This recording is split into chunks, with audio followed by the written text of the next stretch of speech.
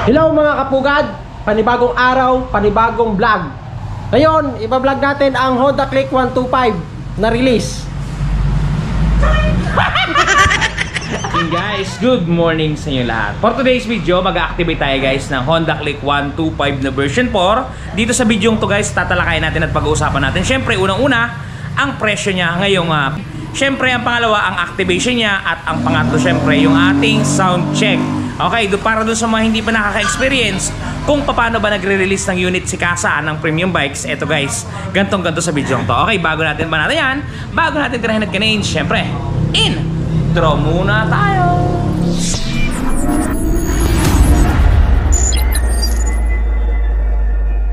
Hey guys, galing sa display area sa labas, yan, ipapasok na natin para ating mga kalabsaw, mga kapugad. Yan ang release natin for today's video. Yan guys, dito ipapakita ko sa inyo yung galawan. Yan, kinuha to by installment. Yan. Yan guys, mainit-init pa kasi galing sa initan. Yan guys, Honda Click 125 version 4 2025. Guys, bali pakintabin muna natin yung ating i-release na Honda Click 125 na latest version. Yan. Ang gamit nga pala natin pampakintab yan guys is yung ito. Yan, si Ron Magic Gatas. Kung doon sa mga gusto mag-avail, pwede po tayong mag-avail niyan. Basta pick up lang po, wala po tayong Shopee account. And guys, tingnan nyo naman kung gaano ka-epektibo yung gatas na yun. Talaga namang may nangyayari na. Alright. And guys, habang pinapakintab ni Joben ng unit na for-release natin, ito, papakita ko sa inyo ang nilalaman ng kanyang U-Box. Para doon sa mag-avail na to, cash man o hulugan, ito guys. Yan. Yan lamang laman ng U-Box natin kung mapapansin ninyo. Ito guys, unahin natin tong item. Bali, basically walang laman. Lagayan talaga to guys na ito. Pero depende. Pero tools, lagayan din yan ng tools. Ito nga pala ang kasamang tools na ito. Yan, pangtanggal ng spark plug. At saka, yan, vice versa na screw. Bali, 2 piraso lamang. Sumunod, gantong klase ang baterya ha, para doon sa mga mag-a-build ng Honda Click. Ito po yung bateryang makukuha ninyo. Yan. Yuasa siya, may tatak siya ng Honda at made po siya ng Thailand. Made in Thailand. Malaki po itong baterya na to. Yan. Ito guys, ito nga pala ilistahan ng mga kasama. Ito kasi yung mga kadalasang hindi na kukuha na ng mga bumibili ng unit kasi nakakita lang na to sa stock. Ito guys, oh, yan, kung mapapansin nyo dyan, oh. Yan. Meron ditong yan, oh, owner's manual, side mirror, yan yung tools guys, oh, dadalawa lang talaga sa larawan, oh. Pantanggal ng screw at saka pantanggal ng spark plug at saka screw. Tapos yung baterya natin na ito guys. Yan, bali 4 lang talaga yung kanyang kasama pag lumabas siya sa logistics. Yan. Alright. And guys, share ko lang. For example, nag-apply kayo ng installment. Yan, for example, installment to. During CI guys, yan. Kung ano lang yung tanongin sa atin ng CI, yun lang yung ating sasabihin. Huwag na tayo. Yan, wag mo na masyadong i-elaborate. Wag mo nang sabihin na ganito, sanay na ako dyan kasi nakakuha na rin ako ng ganyan. Kasi naka-experience na akong ganyan dati. Lalo't na repo pala, mahuhukay niya pa kasi yung baho eh. Wag na lang, wag ka na lang maingay. Kasi talagang karamihan sa atin minsan dyan, nare-repuhan na talaga sa ibang dealer, nakakalusot lamang sa CI. Wag na kayong maingay. Kung ano lang yung tanongin ng CI, yun lang ang inyong sagutin. Just for example, tinanong kayo, nagkamotor ka na po ba dati? Wag na, wala pa po. As in, wala pa. O, diba? Para hindi na tayo masyadong mabuklat pa. At syempre nagbabagong buhay naman na tayo para makakuha tayo ng matiwasay at wala nang problema. Ulitin ko sa inyo guys, huwag na kayong maging masyadong maboka pa. Kung ano lang yung tanongin sa atin ng CI, yun lang ang sasagutin natin. Yan. Yun nga pala guys, maiiwas natin. Gusto man nagtatanong ng presyo ng ating Honda Click STD. Ito guys, ito yung presyo niya ngayon, bukas at magpakailan pa man. Yan, 81,400 yung ating STD. Yan, kung mapapansin nyo, Honda Click standard to guys. 81,400 yung ating suggested retail price. Pero ito may dagdag pa guys na registration fee. Yan, iba-iba ang registration fee guys, depende sa lugar natin. Pinakamura registration fee sa NCR. Take note ha, tip ko yan. Down payment natin guys, napakamura, 4,070. Yan. Hanggang katapusan na lamang to ng February guys ha, kaya doon sa mga hindi pa nakakapag-avail, avail na kayo. 4,070 ang down payment natin. Ang magiging monthly po natin sa looban ng 2 taon, ito guys, so 4,980. 2 years to, rebated na to ha. At pagka 3 taon, 3,827. Yan guys, yung ating presyo ng Honda Click ngayong February 25, 2024. Yan, screenshot nyo guys. Okay, ngayon guys, proceed tayo sa pag-activate ng unit. para atin ang maipaandar to. Yan. Guys, nalinis na ni Joven yung unit natin at ready na ito for activation. Yan guys, kung mapapansin niyo, talaga namang parang napakakintab ng epekto ng ating Magic Gatas guys. So, tignan nyo naman yan. At hindi yan oily, mapapansin nyo, hindi yan oily guys. Talaga namang natural, walang halong chemical. Yan, goods to goods oh. Wala kayong makikita na kahit anong bahid ng alikabok dyan guys. Parang bagong ligo sa ulanan, nangingintab at talaga namang kumukuti-kutitap. Eh guys, una natin ilalagay syempre ang kanyang battery. Okay, let's proceed. I-activate na natin. Unahin natin ang kanyang battery. Yan. At sinabi natin kay Joven na tayo muna ang mag-activate ng baterya. Kaya nang syempre medyo naiinip din tayo sa ating mga buhay-buhay. Ito guys, yan. Ito lagay ng ating battery. Okay. Atin na siyang i-turn on. Yan. Tanggalin niyo yung screw dito. Positive screw ang kailangan para ma-access niya to. Tapos kaliwitin ko lang ng inyong kuko para sumama yung pinaka-nut. Okay. Sumunod ito, tanggalin natin yung unang takip. Yan. Yan guys, ito kung mapapansin niyo, pagka bumili kayo o kumuha kayo ng hulugang Honda Click, itong una yung ipundar sa kanya, yung footboard. May nabibili tayong cover dito, yung parang goma guys. Kasi pansinin nyo to guys, brand nyo to, na i-display lang natin ng konti sa labas. Tingnan nyo guys ang nangyari. Medyo napakadami niyan natulog na alikabok dito, which is pangit. Yan, lilinisin na lang natin. Kaya pagka bumili na kayo ng Click, ang una nyong gastusin sa kanya guys is yung rubber matting. Yung rubber matting, bili kayo kasi sa katagalang paggamit natin, kada apak ng paa natin dito is papasok yung mga debris ng buhangin, which is papangit at papasok talaga dito sa kagilid-gilidan. Mahirap na siyang linisin. Kaya yun guys, yun lang yung unang yung pundarin pagka nakapaglabas kayo ng Honda Click. Yan, dito sisikwatin natin yan guys para makuha natin yung pangalawang takip. Yan. Hindi kaya basta-basta kamayin to guys, kailangan sikwatin. Baka may mag-bash dyan bakit sinikwat magagasgas. Hindi po natin magagawang hindi sikwatin kasi napakahigpit. Ito guys, yung pangalawang takip niya yan. Yan, kung mapansin niyo, ito, wala tong butas sa taas, walang butas sa mga gilid.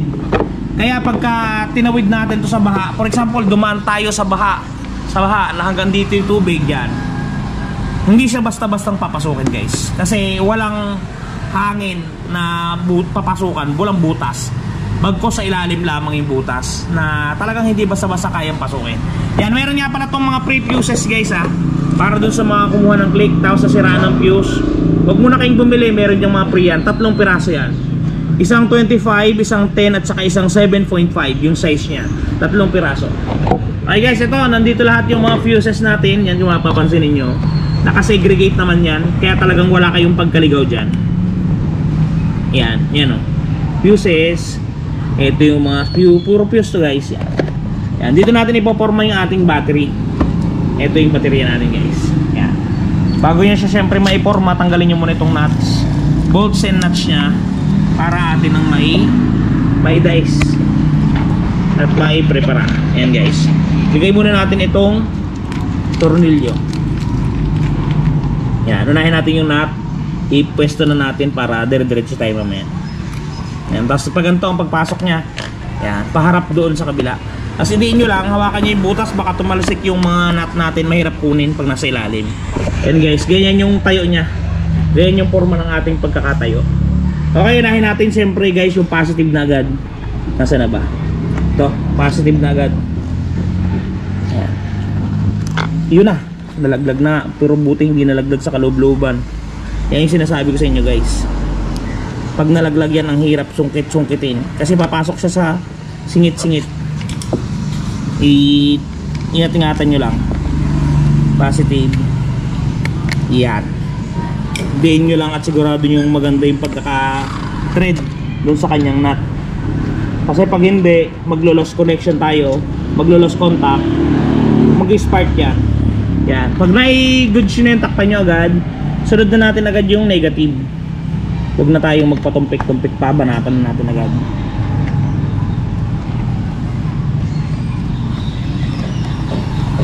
Yun. Bali mahigpit na to guys. Bago natin takpan to, i-check muna natin kung tuloy natin na i-activate ito yung susi nya. Susi lang natin. Yun guys. Ibig sabihin ay successful yung pag-activate natin. Yan, busina. Yan, alright. Ngayon, takpan na natin to guys. Yan. Ito, huwag nyong iipitin to ha. Dito kasi binabasa yung mga engine fault natin. Kaya huwag nyong iipitin yan. Ingat-ingatan nyo. Ito yung pang-trap natin. Yan, i-shoot nyo lang ng tama. I-wash nyo muna siya. Tapos pag yan, pag tumuldek, pektosan nyo guys para lagtik na lagtik. Pasok na pasok ha. Ganto. Yan. Hindi pa nga. Yun. Yun. Kasi forma nyo to ng tama at wash to. Kasi yung iba hindi pinaporma to, hinahayaan na nakalawit-lawit yan. Lalagtik naman yan pag yan ay naglock na maganda. Yun, trig nyo. Tapos linisin muna natin yung paikot na contaminant. Guys, kumuha na lang tayo ng wipes para madali siyang ilinisin yan. Pinaka easiest way to para malinis natin yung pinaka dumi-dumi niya dito. Akain nyo lang siya, may butas naman yan dyan sa gilid, yan o. Yan yung ilaglag, lalaglag na sa ilalim yan. Yan, wipes para maganda. Para pati yung alikabok madala. Isang wipes lang naman to guys, okay na to. Yan. Para good item. Yan. Yan nyo, garong kadumi yung wipes natin. Di ba? Bilan nyo agad ng rubber matting guys ha. Kasi maganda talaga may rubber matting. Yun, all in all, malinis na guys. Yan, so takpan na natin siya. Ito yung final na panakip natin. Yan. Itusok nyo lang siya sa bandang ilalim, tapos medyo ipitik nyo lang. Yun, all goods na. Lagay nyo na yung final screw bolt nya dito. Tapos sigpitan nyo ng matindi. Yan. All in all, good item na to guys. Alright, bili tayo ng gasolina. Andun ang ating unit. Yan, medyo may ginagawa kasi Joben, kaya tayo muna. Eto guys. Yan ang ating service yung totoo. Okay, oops. Di pera. Yan, naka-helmet tayo ha. Ay, para tayo ay babash ng ating mga tropa. Yan. Okay. Bili tayo ng gas. Yan na. Yes, napakainit dito. Hindi na direct jacket.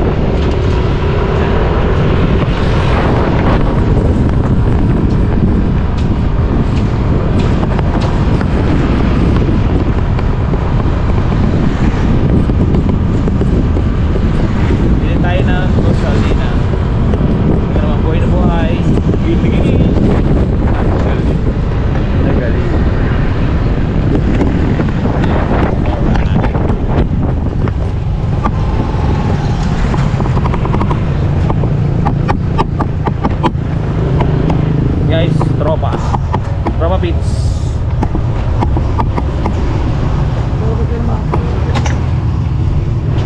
Sharet. Sharet. 70 pesos idol. Idol.